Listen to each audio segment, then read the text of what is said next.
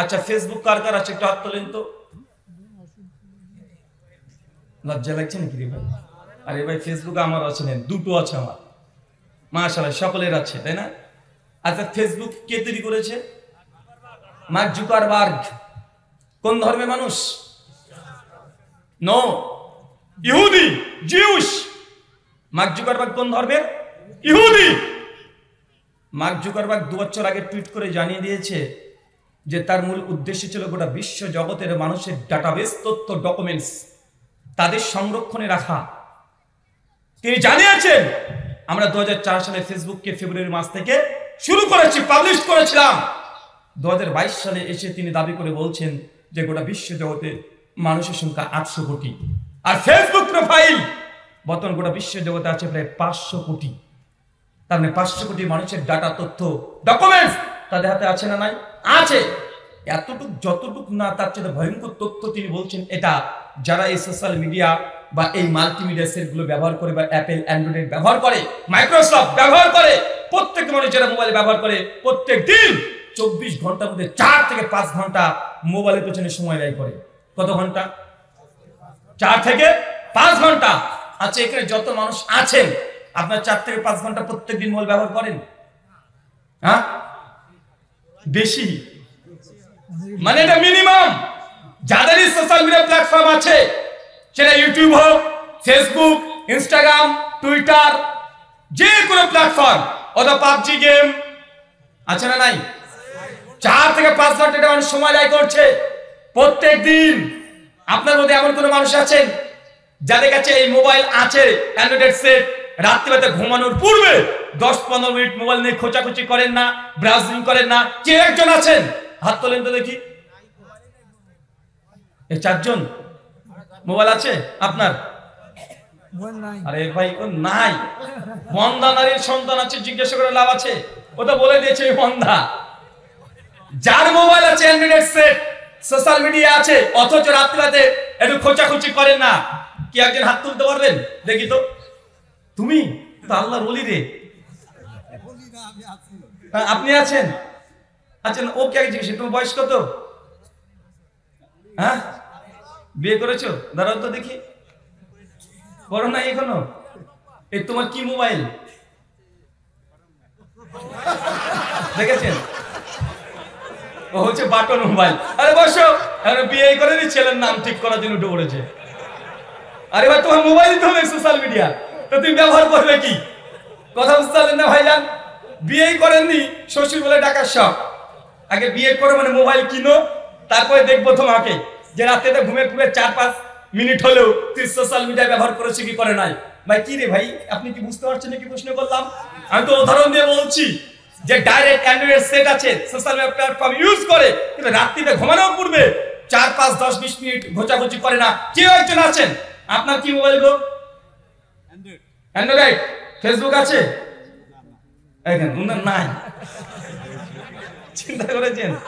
তার মানে এত বড় মাজলিস থেকে একজন মানুষ বের হচ্ছে না যে সোশ্যাল মিডিয়া ইউজ করতে অভ্যস্ত, কিন্তু ঘুমের পূর্বে মোবাইলটা টেপ করে না।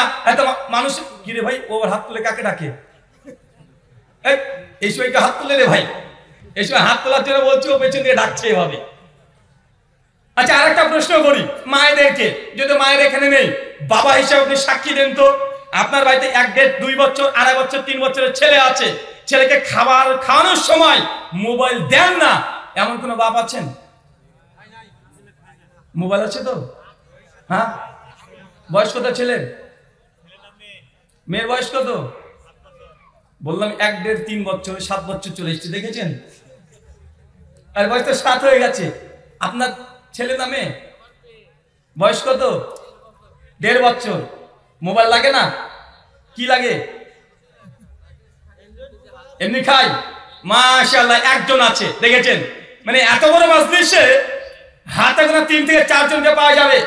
তার মানে বোঝা যাচ্ছে একজন মানুষ যদি প্রতিদিন 4 থেকে 5 ঘন্টা সোশ্যাল মিডিয়া এই মোবাইলের পিছনে সময় ব্যয় করে, তাহলে আমরা মানুষকে মোবাইলকে চালাচ্ছি না মোবাইল আমাদেরকে চালাচ্ছে? আরে মোবাইল আমাদেরকে চালাচ্ছে। ঘুম থেকে ঘুম ভেঙে গেছে, একটু দেখি তো মোবাইলতে মেসেজ, আপনি মেসেজ চেক করছেন। পরিষ্কারভাবে অ্যান্ড্রয়েড কোম্পানি মালিক এবং মাইক্রোসফট তারা বলছে যারা অ্যান্ড্রয়েড সেট ব্যবহার করে প্রত্যেকদিন 24 ঘন্টায় 7,600 বার এই মোবাইলের স্ক্রিনে টাচ করে। কতবার? 7,600 বার কোনো না কোনো ভাবে আপনি টাচ করছেন। চিন্তা করছেন যে কত সময় আপনার এখানে ব্যয় করছি। একটা মানুষ প্রতিদিন ঘুমায় কতটা? কত ঘন্টা ঘুমান আপনারা? 6 থেকে 7 ঘন্টা। ঘুমের জন্য প্রস্তুতি 1-2 ঘন্টা, মানে টোটাল 8 ঘন্টা ঘুম পারপাসে প্রতিদিন সময় ব্যয় হয় কি হয় না? তো 8 ঘন্টা যদি ঘুমের জন্য সময় যায়, 4 ঘন্টা যদি মোবাইলের পেছনে সময় যায়, 8-4 12 ঘন্টা। একদিন হয় 24 ঘন্টায়। আল্লাহ যদি আপনাকে 60 বছর হায়াত দেয়, তার মধ্যে আগে 7 বছর বাতিল, মানে আপনার কোনো হিসাবই নেই, 10 বছর বাদ হয়ে যাচ্ছে, মাত্র 50 বছর। প্রতিদিন যদি 12 ঘন্টা ঘুম আর মোবাইল চালাতে চলে যায়, আপনার হাতের সময় কতটুকু আছে? 25 বছর। আমার বয়স 30 ক্রস করলো, আর যদি 30 বছর আমার হায়াত পাই, মূলত হায়াত 30 বছর না, মূলত 15 বছর। কত বছর? 15 বছর। আল্লাহ যদি কিয়ামতের মাঠে আপনাকে প্রশ্ন করেন, উমরহীন বান্দা, তোমাকে 60 বছর সময় দিয়েছি, কি করেছো? বলে রাত্রিবেলাতে গার্লফ্রেন্ডের সঙ্গে মেসেজ করেছি, তাহাজ্জুদের সময়, তসবিহ টেপার সময়, হাত গণনা করার সময়, জিকির আজকার করার সময়, শেষে মোবাইল টিপেছি। এই জবাব দিলে মাপ পাওয়া যাবে তো নাকি? পাওয়া যাবে না? তো আমাদের সমাজে কোনটা চলছে? এটাই তো চলছে। আল্লাহ সুবহানাহু ওয়া তাআলা আমাদেরকে ফিতনা থেকে তুমি বাঁচার তৌফিক দান করে, সকলে বলি আমিন। পৃথিবীতে 3 জন ব্যক্তিকে আল্লাহ সুবহানাহু ওয়া তাআলা আগে থেকে জান্নাতে গিয়েছে, জান্নাতে ঘর পেয়েছে, হাদিসের মধ্যে মজুদ আছে 3 জন ব্যক্তি। কয়জন? 3 জন নাম বলতে পারবেন? কে পারবেন? হাত তোলেন তো। 1 জন, 2 জন, চাচা আপনিও পারবেন? 2 জন। আর প্রশ্ন কি করেছি বলেন তো? আমার কথা শুনতে পাচ্ছেন? বুঝতে পারছেন না? আমার বাংলার সঙ্গে আপনাদের প্রবলেম হচ্ছে। আমার প্রশ্ন, কোরআন হাদিস ভান্ডার ঘেটে ঘেটে কমপক্ষে 3 জন এমন ব্যক্তির কথা আমরা পাই, যাকে আল্লাহ সুবহানাহু ওয়া তাআলা আগে থেকে জান্নাতে ঘর দিয়ে দিয়েছে। মৃত্যুর আগেই জানানো হয়েছে যে তোমাদের জান্নাতে ঘর আল্লাহ কনফার্ম করে রেখেছে। এই 3 জন ব্যক্তি কেউ নাম বলতে পারেন? যদি পারেন হাত তোলেন দেখি কয়জন। 1 জন, 2 জন, 3, 4। তার আগে একটা প্রশ্ন, আমার এই প্রশ্নটা এর আগে শুনেননি তো কোনো জায়গাতে? একটা করেছিলাম না? সোশ্যাল মিডিয়া দেখেন, ফেসবুকের ফজিলত এটা। ফেসবুক দেখেন সারাদিনই দেখে দেয় বলছে, মানে এটা কি ফেসবুকের ফজিলত? মানে ফেসবুক থেকে বা ইউটিউব থেকে বক্তব্যে প্রশ্ন কোনো জায়গাতে হয়তো বা করেছি, ওনার মুখস্থ আছে যে 4 জন হাত তুলেছেন, তেমন কিছু নাকি? হ্যাঁ, মাশাআল্লাহ, ওঠেন দেখি, বলেন। এক নাম্বার হচ্ছে আবু বকর, মাশাআল্লাহ, সিদ্দিক আকবর, আবু বকর সিদ্দিক রাদিয়াল্লাহু তাআলা আনহু, সাহাবী রাসূল, নবীর প্রথম খলিফা শ্বশুর। 2 নাম্বার হচ্ছে হযরত বেলাল, বেলাল বিন রাবাহ, মাশাআল্লাহ। 3 হযরত খাদিজা, খাদিজাতুল কুবরা, নবীর প্রথম স্ত্রী, আলহামদুলিল্লাহ। আচ্ছা, কিন্তু কি হাত তুলেছিলেন? চাচা আপনি দাঁড়ান তো। আপনি কি এই অ্যান্সার আগে শুনেছেন? বসেন, তাহলে বসেন। এই আপনি বসবেন না, দাঁড়ান, আপনাকে দাঁড় করে এখন দাঁড়ান। আচ্ছা, আর কে আছে হাত তুলেছিলেন? আপনি এর আগে শুনেছেন স্যার? ওই দেখেন, দেখেছেন? আর টুকুলি করা চলবে না। যারা আমার মুখ থেকে এর আগে শুনেন নাই, তারাই শুধু হাত তুলবেন। আর কে আছে বলেন? আমার মুখ থেকে শুনেছেন? সত্যি তো? ওঠেন। উনি যে অ্যান্সার দিয়েছে, ঠিক না ভুল? এক আসিয়া, উনি যে 3টে নাম বলেছে, ঠিক না ভুল? আবু বকর রাদিয়াল্লাহু আনহু, আসিয়া, বেলাল বিন রাবাহ, 3 জন। আর আপনি বলছেন 3 জনের নাম, 2 জনের মধ্যে পার্থক্য হচ্ছে না ভাইজান? আচ্ছা, কে ঠিক বলেছে বলেন তো এবার? হ্যাঁ, আচ্ছা, কে বললো 2 জন ভুল বলেছে? আপনি মাঝখানে। হ্যাঁ, দাঁড়ান দাঁড়ান দাঁড়ান, উনি আগে থেকে শুনে 2 জন। আচ্ছা দাঁড়ান, হবে। যদি 3 জনের নাম বলতে পারেন, বাংলাদেশে 300 টাকা দেব, কিন্তু শর্ত এটা আগে থেকে শুনেছেন, এবার চিটার যেন না হয় টাকা নেওয়ার জন্য। যে বলতে পারবেন পেছন দিকে চাচা পারবেন না? আরে 300 টাকা, 3 জনের নাম বললে 300 টাকা পাবেন ইনশাআল্লাহ। কে পারবেন? আচ্ছা যান 500 টাকা দেবো। হ্যাঁ আমি বলবো, তাহলে 500 টাকা আপনার সবাই দেবেন, কথা দেন। হ্যাঁ এখানে আজকে ঈদগাহ আর কবরস্থান উন্নতি কল্পে মাজলিস সবাই 500 টাকা করে দেবেন। কি ব্যাপার? আরে আমি দিতে আগ্রহী, যে আপনার অ্যান্সার করলে 500 টাকা দিয়ে দিব, আর যদি আপনার না পান আমি যদি বলে দিই 500 টাকা করে সবাই তুলবেন। রাজি আছেন? কে কে রাজি নাই একটু হাত তোলেন। আপনি রাজি নাই? একজন, আর 2-3 জন। আচ্ছা বসেন, দুজনের উত্তরই ভুল, এই দুজনের উত্তরই ভুল। সঠিক উত্তর বলে 500 টাকা চলছে, দেখি কে পারে। আরে ভুলটাই বলেন না যদি হয়ে যায়। হ্যাঁ শুনি বললে হবে, এখন কি করা যায় বলেন তো? শুনি বললে তো ভাই আর হবে না, ওটা তো আমার ক্রেডিট, আমি বলে দিয়েছি। দেখেন চ্যাট জিপিটি কে জিজ্ঞাসা করেন না কেউ জানে আবার। হ্যাঁ চ্যাট জিপিটি করছিলে? কে করেছে? ও আচ্ছা আচ্ছা, কি করা যায় বলেন? যদি আমি বলে দিই 500 টাকা সবাই তুলবেন, যান কমিয়ে দিলাম 200 টাকা করে, রাজি আছেন? কি সাহসী নাই রেদের? কমিটি কারা আছে? কমিটির ছেলেরা নাই? আপনি বলবেন 1 সুমাইয়া, 2 আসিয়া, 3 কি পেটে আসছে মুখে আসছে না? হ্যাঁ চাচা পেটে একটা ঘুষি মারেন, মুখ দিয়ে বেরিয়ে যায়। দুজনের নাম বলেছে আসিয়া সুমাইয়া। আপনার দুটো উত্তর আলহামদুলিল্লাহ একদম ভুল। আর কেউ টাকা মনে হয় থেকে যাবে। কি রে ভাই, আমি তো অবাক হচ্ছি যে আপনারা মানে বলতে ভয় পাচ্ছেন। আরে ভুলটাই বলেন না, বলেন ভুলটাই বলেন। 1 ওমর বিন খাত্তাব, আলী বিন আবি তালেব 2। এই তাতে দাঁড়ান, ফাতেমা রাদিয়াল্লাহু আনহা। মাশাআল্লাহ, আপনার উত্তর 100% ভুল। বসেন। কি হলো? টাকা মনে থেকে যাবে নাকি মনে হচ্ছে? টাকা নিতে পারবেন না নাটোরবাসী? হ্যাঁ তুমি বলবে 100% বলতে পারবে তো? যদি ভুল বলো তাহলে ফাইন কি হবে? 500 টাকা ফাইন।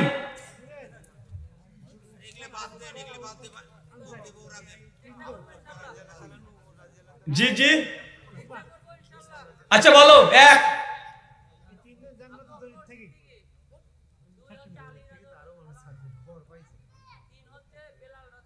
মাশাআল্লাহ, বসো না গো, হবে না। 500 টাকা থেকে গেল আমার। আপনার আমার 500 টাকাটা আমার কাছে থেকে গেল। তাহলে আমি বলি একটা একটা করে। 1 আসিয়া, কি নাম বললাম?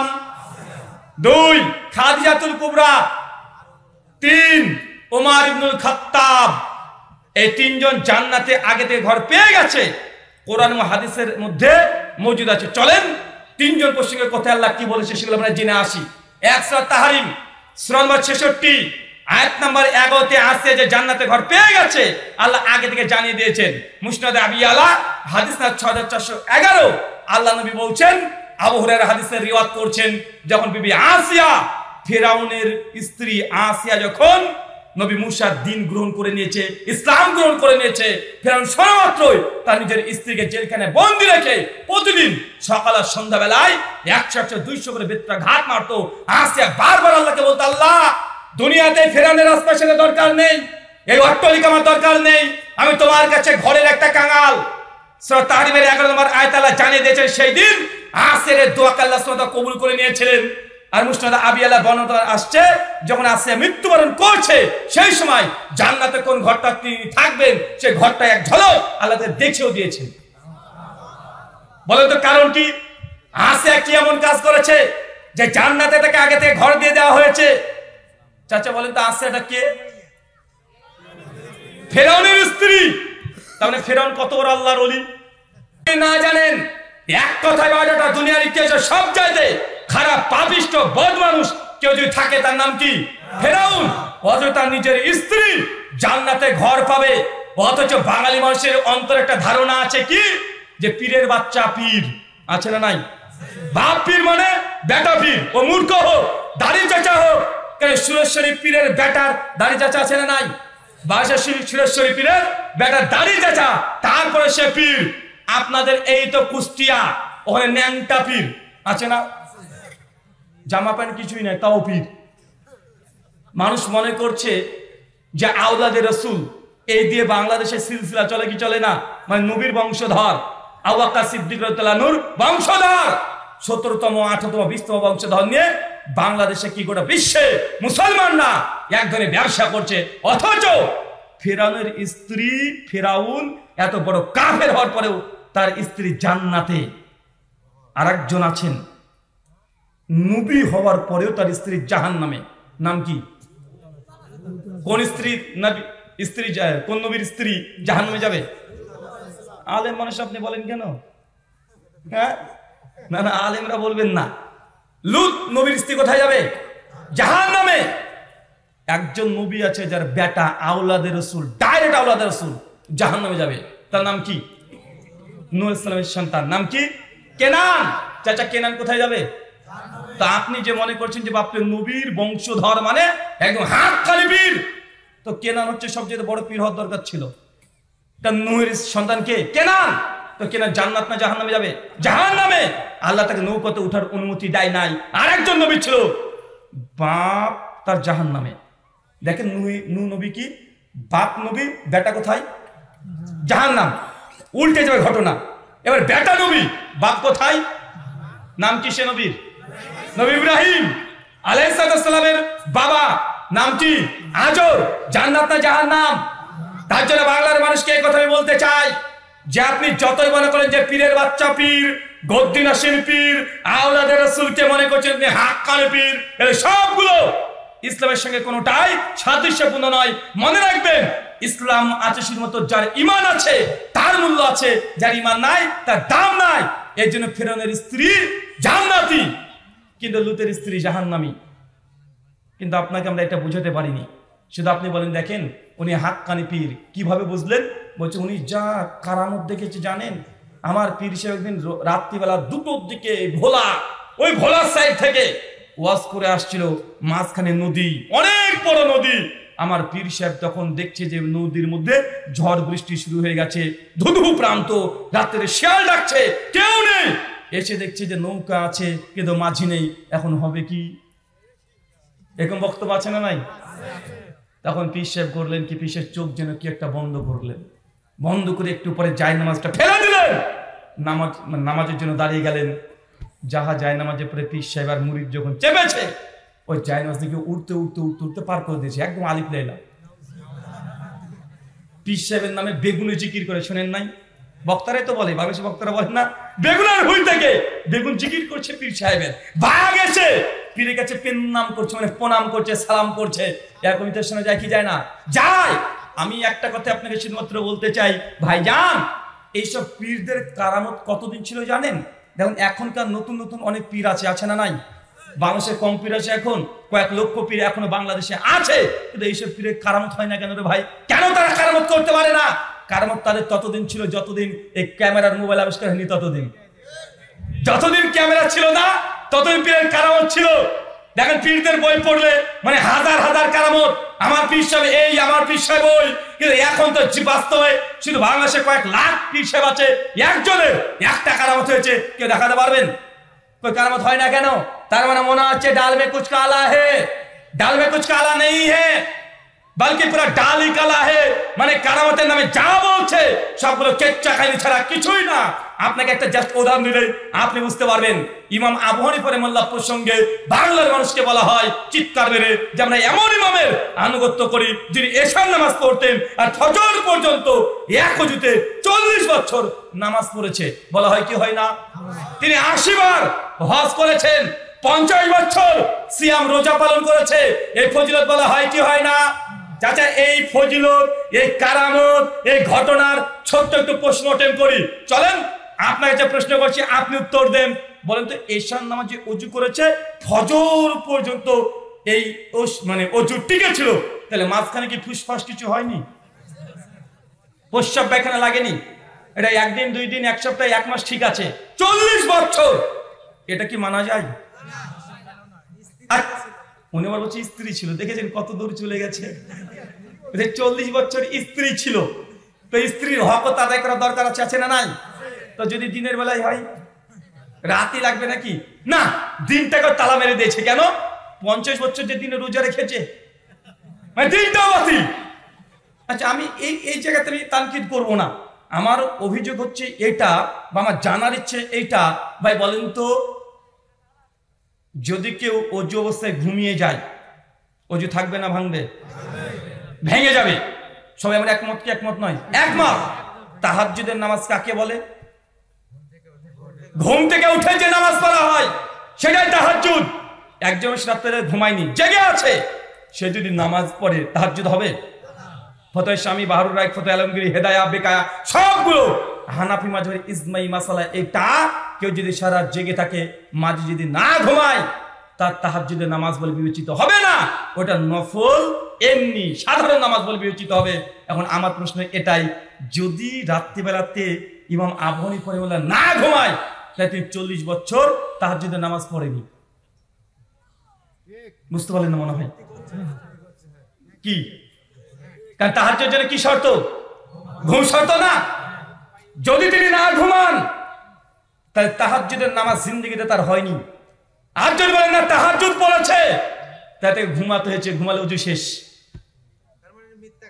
তার মানে কি হলো? এটা পোস্টমর্টেম করে বোঝা যাচ্ছে যে ঘটনাকে জাল তৈরি করা হয়েছে, ইমামদের নামে মিথ্যা কথা রচনা করা হয়েছে। অথচ আল্লাহ নবী সহিহ বুখারী ৫৬৩ নম্বর হাদিসে বলছেন, একজন সাহাবী বলেছিল আমি সারা রাত তাহাজ্জুদের নামাজ পড়বো। আল্লাহ নবী বলেছেন আমি রাত থেকে কিছুটার সময় নামাজ পড়ি, কিছুক্ষণ ঘুমাই। আর যে ব্যক্তি আমার এই সুন্নাতের বিরুদ্ধে আচরণ করবে ফালাইসা মিন্নি, তারা আমাদের দলভুক্ত না। ইমাম আবু হানিফা রাহিমাহুল্লাহ কি হাদিস জানতেন না? অবশ্যই জানতেন। তিনি কিভাবে সারা রাত ধরে 1 দিন 2 দিন নয় 40 বছর ইবাদত করবে যে সুন্নাতের খিলাফ, আল্লাহ নবীর বিরুদ্ধে ইমাম আবু হানিফা কোন আমল করতে পারে? অন্ততপক্ষে আমরা আহলে হাদিস আমরা এটা বিশ্বাস করি না যে 4 মাযহাবের কোন ইমাম কোরআন সুন্নাহর বিরুদ্ধে গিয়ে তারা আমল করবে, এটা হতে পারে না। তবে তাদের মাকাম মর্যাদা দেখাতে গিয়ে তাকে আসামি দাঁড় করে দিয়েছে। করেছে কি করে নাই? করেছে।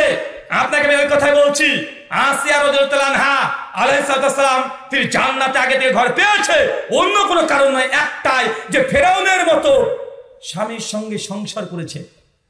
মায়েদেরকে বলি যে আপনি আপনার স্বামীর ব্যাপারে অনেক অভিযোগ করেন, বলেন তো আপনার স্বামীকে ফেরাউনের চাইতে খারাপ? হ্যাঁ, প্রতিদিন 100 বেত্রাঘাত মারে, কিন্তু মেয়েদের সঙ্গে স্ত্রীর সঙ্গে একটু যদি স্বামী 19-20 করে ফেলে, একটু 19-20 করে ফেললে একদম কমন ডায়লগ যে 40 বছর ধরে তোমার সঙ্গে সংসার করলাম, জীবনে আমাকে তুমি শান্তি দাওনি। আছে না নাই? একটু 19-20 হয়ে গেলে, আরে আমার মতো মেয়ে বলে তোমার সঙ্গে সংসার করে গেলাম, অন্য কোনো মেয়ে হলে জীবনে তোমার সংসার করতো না, এই শব্দ বলে কি বলে না? অথচ ফেরাউনের স্ত্রী আসিয়া কত বড় বদমাশ ফেরাউন, তার তার সঙ্গে সংসার করেছে। কিন্তু আপনি কি ফেরাউনের চাইতে খারাপ স্বামী পেয়েছেন? আপনি তো পান নাই। তাই বলেছি যে না, যদি সবর ধৈর্য ধারণ যদি মেয়েরা করতে পারে, মায়েরা করতে পারে, ইনশাআল্লাহ আশা রাখেন এই স্বামীর ঘরে সংসার করে যদি মৃত্যুবরণ করতে পারেন, অবশ্যই এই ফজিলত আপনার জন্য প্রাপ্য, আপনিও আগে থেকে জান্নাতে ঘর পাবেন বিবি আসিয়ার মতো। এটা গিয়ে আপনার স্ত্রীকে বলবেন, যান সাইজ করছে পাগল যে। আর আপনাদেরকে বুঝতে হবে মেয়েদের বুদ্ধি আর ছেলেদের বুদ্ধির মধ্যে পার্থক্য আছে। কি আছে? তাদের বুদ্ধি আর মেয়েদের বুদ্ধি ছেলেদের মধ্যে পার্থক্য আছে। মেয়েরা সবসময় তারা নেগেটিভ চিন্তা বেশি করে। কি চিন্তা? নেগেটিভ চিন্তা বেশি করে, মানে বিপরীত ধর্মী চিন্তাগুলো বেশি করবে। ছেলেরা করে পজিটিভ, আর মেয়েরা কি করে? নেগেটিভ চিন্তা করে। কেন? এটা ফিতরাত থেকে তারা পেয়েছে। ওই যে সহিহ বুখারীর হাদিস যে মেয়েরা হচ্ছে পাজরের হাড় থেকে তৈরি করা হয়েছে, মেয়েরা বাঁকা হাড় থেকে তৈরি। নবী বলছেন তাই বেশি শার্ট করতে যাও না, সোজা করতে যাও না, ভেঙে যাবে। স্ত্রীর সঙ্গে যদি পাকনামি করেন তাহলে তালাক হয়ে যাবে।